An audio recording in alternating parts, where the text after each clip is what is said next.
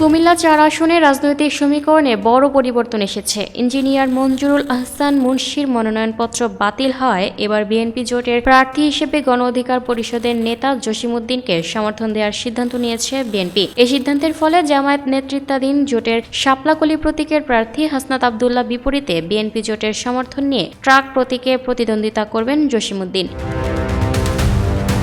বৃহস্পতিবার ৫ ফেব্রুয়ারি কুমিল্লা উত্তর জেলা বিএনপির সদস্য সচিব AFM তারেক মুন্সি বিষয়টি নিশ্চিত করেন।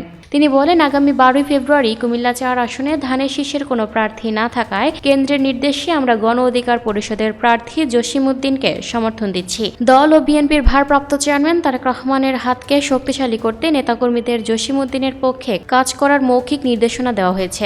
দেবিদ্বারবাসীর কাছে আমাদের অনুরোধ, আপনারা ট্রাক প্রতীকের পাশে থাকবেন এবং বিজয়ের জন্য সক্রিয় ভূমিকা রাখবেন। এদিকে গণ অধিকার পরিষদের কেন্দ্রীয় কমিটির উচ্চতর পরিষদের সদস্য ও গণমাধ্যম সমন্বয় আবু হানিফ বিএনপির সমর্থনের বিষয়টি নিশ্চিত করে বলেন, বিএনপি আনুষ্ঠানিকভাবে আমাদের প্রার্থী জসিমউদ্দিনকে সমর্থন দিয়েছে এবং তাদের নেতাকর্মীদের আমাদের পক্ষে মাঠে কাজ করার নির্দেশনা দিয়েছে।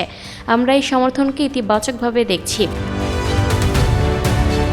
Lucky Akter, people voice television, Dhaka.